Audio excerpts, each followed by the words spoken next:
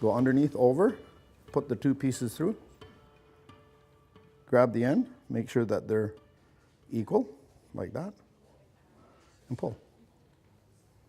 Over, under the next one, and back up. So that produces your first knot. And that won't hold because it'll slide. So you want to make it the same length as the one before. And then tie the knot.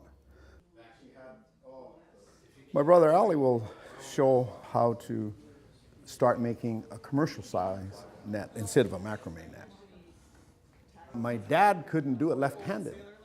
My grandfather did the next row because he was left-handed. Yeah. He could work the other way. And then when he got to the other end, my dad would come over and then he'd go and do it the other way. Well, the herring are probably going to be 8 to 10 inches. This is probably a sockeye net. Right? Okay. So sockeye is smaller. Yeah. In the springtime, the Chinook salmon, they're much bigger. So you have to use about a 7.5 mesh in between. Because you're trying to catch 30-pound fish. They'd have to get in there.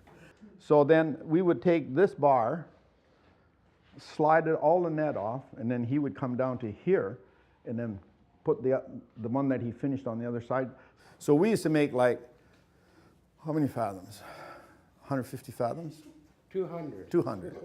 200 fathoms long. Whichever, 60 meshes deep. And then as kids, if we were trying to do the knots, and they would slip, and we'd do the same knot, but with the linen net, it wouldn't slide.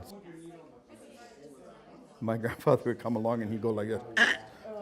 Oh, that one's okay. You know, like it didn't move. It'd bite into his fingers. And then you make your loop and go through two. Being on a boat since I was about 13, I guess, with my father. And he was a commercial gill net and troller. So we had to learn how to tie different kinds of knots for each. As a troller, you couldn't use the same knots gill netting because you have nets to work with instead of a hook and line. And then you went another loop, and then you push that through the two loops. That's what I wanted to see again. Show that. And see there? All of a sudden, it's a double choke. Wow. Make that one right tight. Yeah. Push these down through, and then hold it in your hand and make that loop like that. See? And then when you pull through, see the loop there? When you pull through, then you roll that knot through, see? So, like that. Yeah. If you're right-handed, you would do it this way. And then you went to the other side, and you notice my brother reaching across like this and picking up the mesh going the other way. No turn. We'll just line them up. I would make sure that it's straight, and then see this piece here? I would go here, and then now it won't come apart here, see? And then you just go and lace this one here. See these two? So you would have to go in between those. The little ones, they were taught how to put the stuff on the needles, thread needles, because you would go through and use a lot of those needles. We would always start on the outside was the thing with my grandfather, and then we worked our way in. See, like that?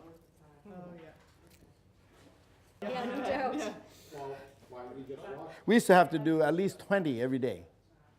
Sit down 20 a day after school. And then all winter. But I was lucky because I had a father that was a commercial fisherman.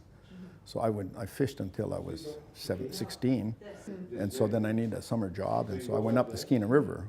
And because I've been around on boats and I knew the Japanese fleet up there, because I used to go up there in the summertime with my dad. I'm going like, hey, he's getting $2 of fish there, and holy smokes, how many did we get today? 3,000? Man, that's a lot of money. Ooh. So then I said, I'm not going to fish with you, Dad. I'm going to go on a fish boat. My kid brother, he's old enough to go now. Ali's old enough, he knows lots. So he can go. And so my older brother and I, we ran the boat. We were just finishing university at that time. And I was just starting, so yeah. And so I worked on that one for 4 years while I went to university. And I spent 18 years with the tugboat outfit. Gulf of Georgia Towing at first, and then Seaspan International. I worked for them for 5 years before I said I'm gonna get off the boat, so I'm going to become a landlubber. Yeah.